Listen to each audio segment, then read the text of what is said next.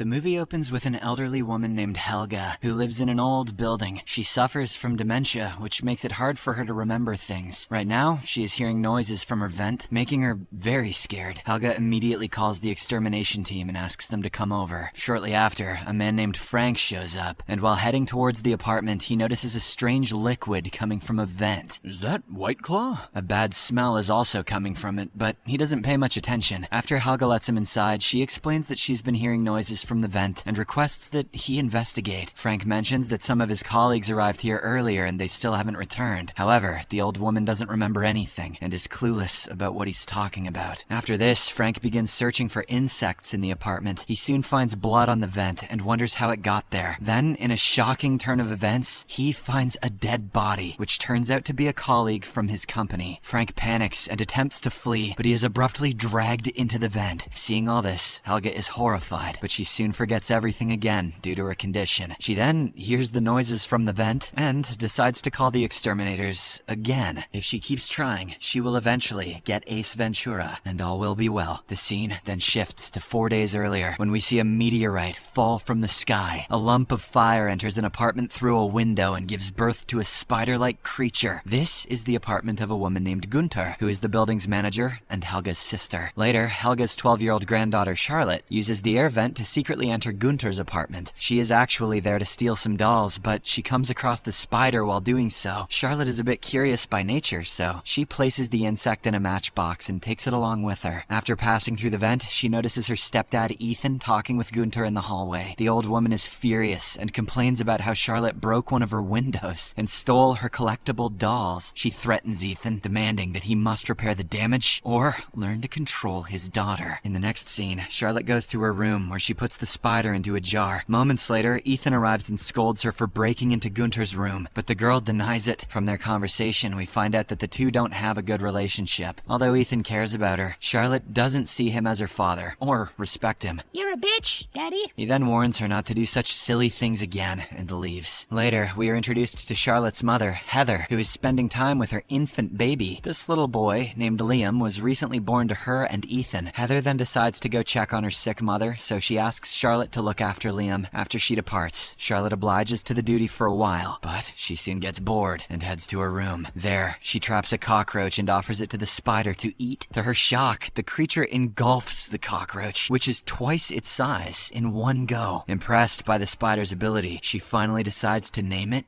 Sting. Her and Sting are gonna make a mukbang channel and get rich. In the meantime, we find that Ethan is a comic artist who is struggling with his career and with providing for his family. So, he has been helping with maintenance work at the building. Currently, Ethan is repairing the pipes in an apartment 1 floor below when a cockroach unexpectedly falls on his face. This clearly disgusts him, but he still completes his work and meets the apartment's owner, a Spanish woman named Maria. Elsewhere, Charlotte is trapping more cockroaches and feeding them to Sting, but despite eating constantly, it does not appear to be full. It keeps growing and getting bigger the more Charlotte feeds it. In the evening, Ethan is working on his comic book, and Charlotte also tries to help him. They start brainstorming new ideas together, and Heather is thrilled to see them bonding. Later that night, Ethan walks into Charlotte's room in her absence. He looks at the jar with Sting and feels strange because he has never seen such an unusual spider. At that moment, Charlotte returns, and she tries to distract him from the spider. It is evident that she has started liking the creature and does not want to be separated from it. Ethan then tucks her into bed and says he loves her, but the girl does not respond. After she falls asleep, Sting escapes from its jar and starts exploring through the vent. It eventually reaches Gunther's apartment and startles her pet parrot. What?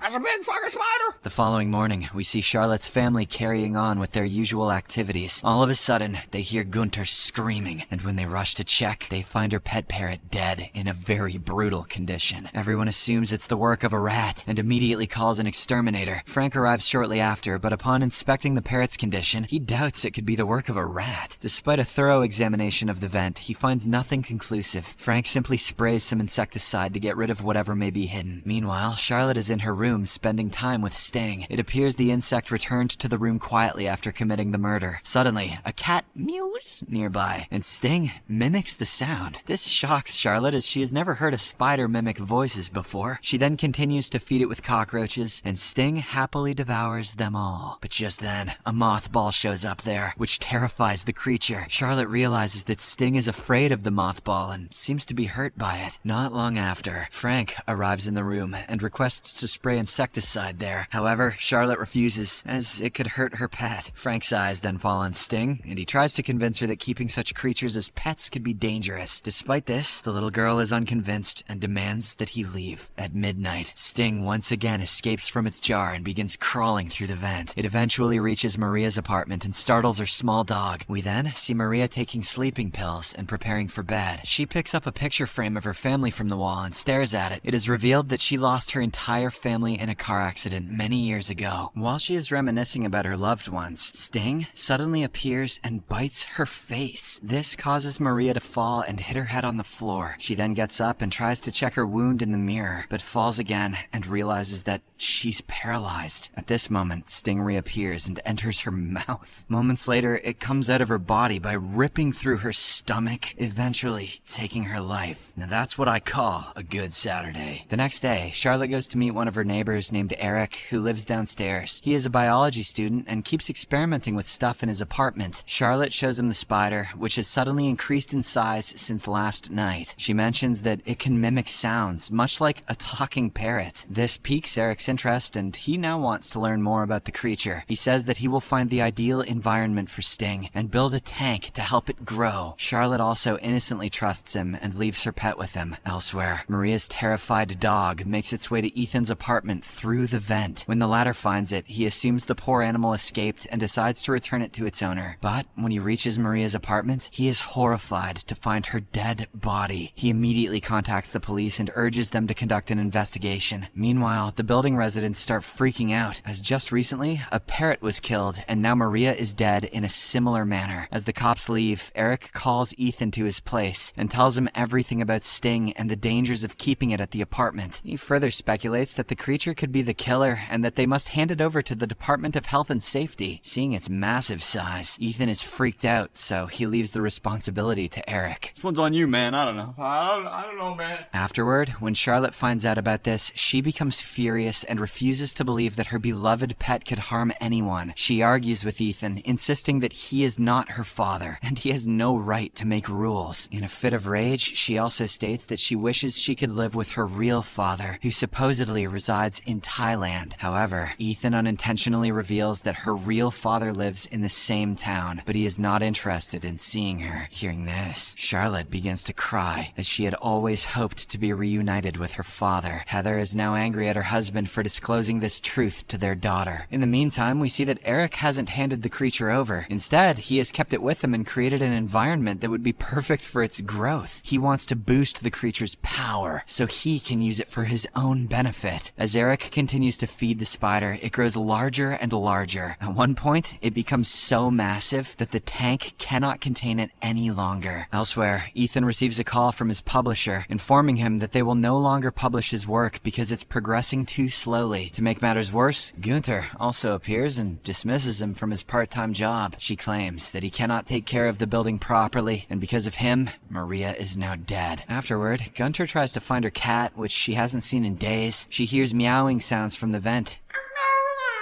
So, she uses her flashlight and decides to enter without care. Moments later, her flashlight stops working, and she is brutally attacked by Sting out of nowhere. Meanwhile, Ethan becomes so frustrated with his life that he breaks things around the house, going full Limp Bizkit on it. Heather tries to stop him, but he starts arguing with her as well. Sensing the tense situation, Charlotte takes baby Liam and retreats to her room. She puts on headphones and starts watching videos to distract herself. While the parents continue arguing, Sting appears out of nowhere and attacks them them both, paralyzing them. It then drags them and takes them to the vent. Charlotte has no idea about this until she takes off her headphones and hears Maria's dog barking profusely. She rushes to investigate, but Sting suddenly appears and drags the dog away. After this, Charlotte notices blood around her apartment and her parents missing. She begins to panic and finally realizes that it must be Sting's work. But before she can come up with a plan to stop it, Sting arrives and takes Liam as well. Witnessing this, Charlotte breaks into tears and starts blaming herself for everything, as she damn well should. But in her moment of desperation, she suddenly recalls how Sting was afraid of mothballs, which seemed to hurt it. Charlotte then comes up with an idea and begins mixing mothballs into water to make a solution. She fills a gun with the solution and gets ready to confront the spider. Later, Charlotte arrives at Eric's apartment and finds him tied to the ceiling with a cobweb. She then goes to check on Helga and finds her surprisingly unharmed. This is because the old woman always keeps mothballs in her pockets, repelling the creature away from her. Charlotte then gives her grandma the contact number of the exterminators and asks her to call them. After this, she fills more bottles with mothballs and also pours the solution on herself. When she enters the vent, she soon hears Ethan screaming and finds him covered in cobwebs. Charlotte pours the solution on him, which melts the webs and eventually frees him. But just as they prepare to leave, they both fall into the basement of the building. Sting then shows up out of nowhere and prepares to attack Charlotte, who is lying on the ground, injured. But Ethan quickly sprays mothball water on it, causing the creature to retreat momentarily. Is that mothballs? The situation worsens when they realize they are trapped in the basement and lack the keys to get out. Charlotte panics, claiming it is her fault, but Ethan assures her that they will work it out together. At this moment, Helga hears the strange noises and calls for an exterminator. Frank soon arrives for inspection, but as shown in the opening scene, Sting sucks him into a vent. Frank then falls into the same basement where Ethan and Charlotte are present. In a state of panic, he bangs on the basement door, but no one can hear him. He blames Charlotte for the entire situation and even attempts to attack Ethan. However, Charlotte intervenes and claims that they can solve the problem with mothball water. Moments later, Sting again shows up. So Frank takes his nail gun and shoots at it. This hurts the creature and Frank becomes happy at the sight. However, his actions also cause the water pipe to burst and the mothball's effect begins to wear off. Taking advantage of this situation, Sting returns to the scene and brutally decapitates Frank. Feeling helpless, Charlotte and Ethan decide to hide in the garbage compactor. To their surprise, they find Heather and Liam there, trapped in cobwebs. They use the last mothball water to free them, and the family is finally reunited. At this moment, Charlotte realizes how much she loves her family, and that she always wants to stay close to them. Sometimes it just takes a mutant space spider to make you realize these things. But their joyful reunion is cut short when they notice Sting approaching. As a last resort, Ethan plans to trap it in the garbage compactor and crush it to death. But unfortunately, even after pressing the button multiple times, the load does not fall as expected. Having no other options, Ethan decides to risk his life and reconnect the plug himself. He gets electrocuted in the process, but his plan succeeds and the button finally works. Charlotte then presses it and the load comes crashing down on the creature, eventually killing it. As the family is saved, Ethan collapses to the ground. Heather attempts to revive him using CPR, but he remains unresponsive. Seeing this, Charlotte feels emotional and desperately prays for her father to be alive. She then begins counting from 1 to 3, and miraculously, even though that was a very short span of numbers, Ethan regains consciousness. Charlotte then rushes to hug him and calls him Dad for the first time. She repeatedly says that she loves him, and Ethan is deeply moved by her words. In the final scene, the family gathers around and hugs each other tightly, grateful to have narrowly escaped death. Just then, we see several spider eggs in the basement container, waiting to hatch. It means that the danger is not over yet, and the havoc caused by Sting was only the beginning.